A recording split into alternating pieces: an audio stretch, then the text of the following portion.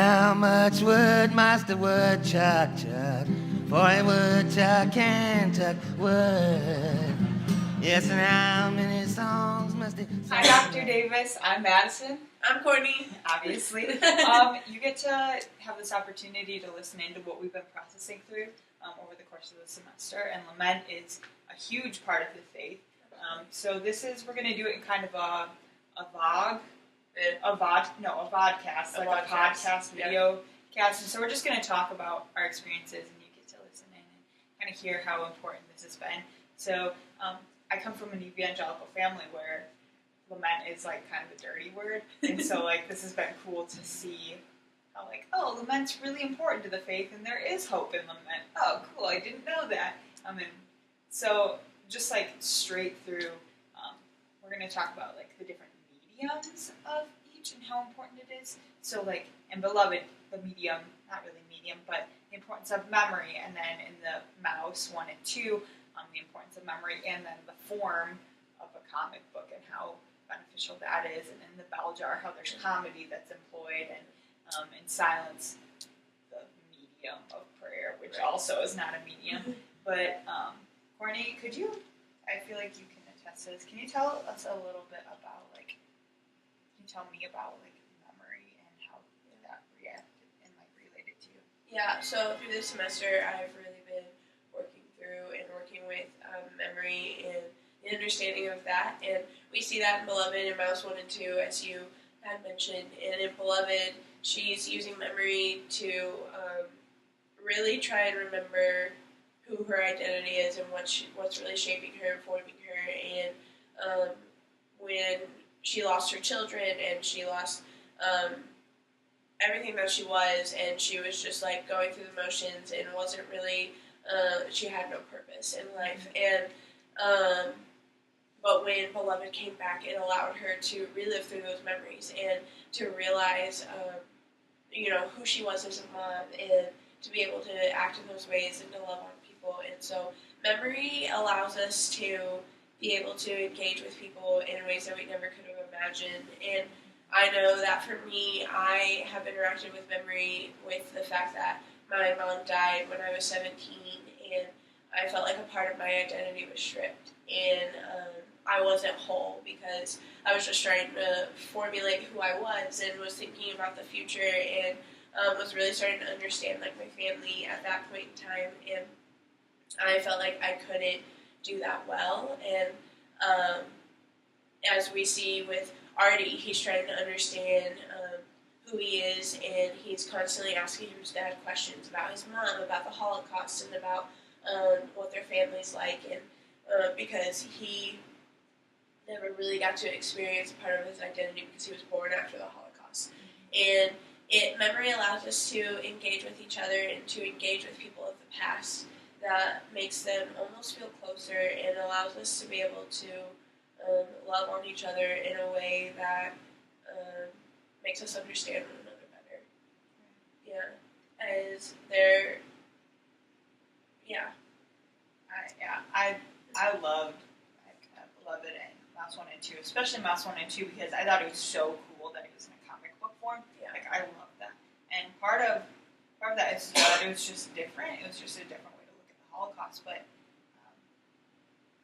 I think it ties in with the Bell Jar, and that the Bell Jar uses comedy, and they both use ways to make what you're seeing lighter, not trite, but just tolerable and palatable. And I actually had the opportunity to talk to my little sister Lauren about this. She was writing a paper on Night by Elie Wiesel, and I was like, oh, you should read Mouse, and she was a little hesitant and skeptical at first, but she wants to be an actress on Broadway, and so I was trying to explain the message that you communicate is really deep and heavy, but you're able to communicate with different emotions.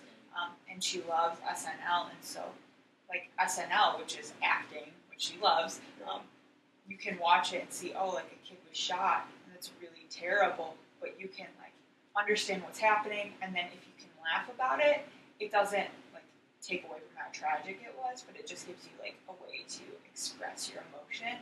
And different mediums like comedy and comic books and visual interaction with tragedy, I think is a huge part of lament. then one of the coolest things for me is this importance of prayer, because like lament is prayer, and it's just grieving if you don't have prayer and if you don't have that connection to God, because like that's where your hope comes from, and that's how it's not just like sitting in ashes and sadness. And that's been huge to my faith, because I came to the faith through saying the prayer, and there's nothing wrong with that, but it's definitely not the only way. But so reading Silence and seeing like, how could this guy denounce his faith, and now all of a sudden I have to wrestle with, wait, like what is Christianity? Obviously it's only December 2nd, so I'm still really wrestling through like this concept of what Christianity even is. How do you attain that or not? Right. But this has really deepened my understanding of the faith, and by reading all of these books and by really being confronted with what lament is, it's allowed me to see reality clear, and that I'm not trying to wear rose-colored glasses all the time, because it's okay to like acknowledge that there's pain, and you don't even have to do anything about it. You could just like sit in that pain and like acknowledge that it's there, and pray and interact with it. And I think that it creates a sense of empathy. So Courtney, how might lament transform you into a more empathetic, charitable, and wise member of the body of Christ? Yeah, I think that, through all the ways that we've seen lament this semester, we've really been able to engage with different mediums that allows us to be able to understand people better. And so even if I haven't gone through a tragedy of like losing a child or whatever that may be, like going through slavery or something, I can engage in lament with someone in whatever process they need to. So whether that's comedy or whether it's prayer or whether it's just talking through memories with that person, I am able to really love on them and really not necessarily understand the situation and the hardship that they're going through, but just to be able to say, I'm here for you and I want to work through this with you. And it really brings together a communal aspect that I think a lot of evangelical Christianity is missing, because we find it awkward. We find that because we don't understand and we don't know how to interact in a situation, we can't. And so we were able to show a deep care and a deep love that Christ wants us to live with one another in, that we otherwise wouldn't be able to do if it weren't for the different mediums of lament. It definitely helps you see how you're tied up together with other people. Absolutely. You can grieve things that don't necessarily affect you. Yeah. That's huge. Absolutely.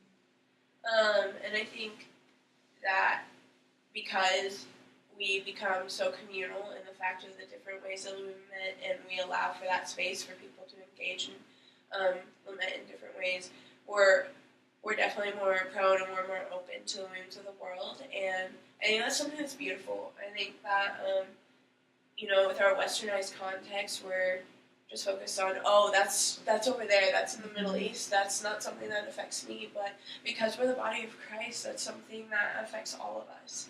And if we're really able to sit there and wrestle with one another, then we're able to work through those wounds with one another. And I think that's something beautiful, and I think we really need to work on that, and that's something that we're really missing within the church. Yeah. So what do you plan to do about it after this?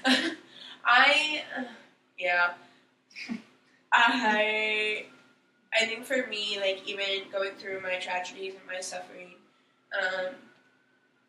it's not only is like this process of lament and the different mediums of lament taught me about how I didn't even lament correctly. Like, I didn't even know the concept of lament until this semester, because that's just not talked about and not heard of. And so for me, even this whole semester has been a process of dealing with healing and dealing with really trying to seek what this looks like in my relationship with the Lord. And so I think that from here on out, a better understanding of the different mediums of lament allows us to help others in those sufferings and in those tragedies. And I know for you and I, as we're planning for, careers that are cross-cultural, and we're going to see a lot of things in this world that are going to be really difficult. And strange and tough, and I think that the fact that we're being taught these things is going to allow us to have more intentional relationships and understandings with people. I mean, for me, it's just starting with like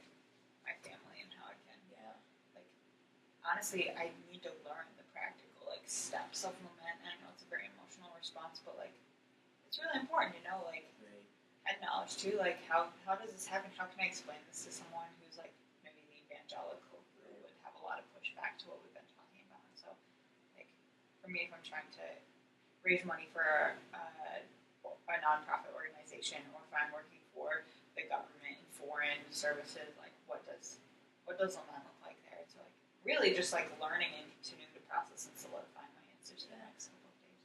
But Yeah, I think it's been a good semester. Yeah, this semester's been great on learning these different idioms, and definitely thankful for it, and excited to see how we'll engage it with the rest of our lives. Thank you, Dr. Davis, so much. Thanks. All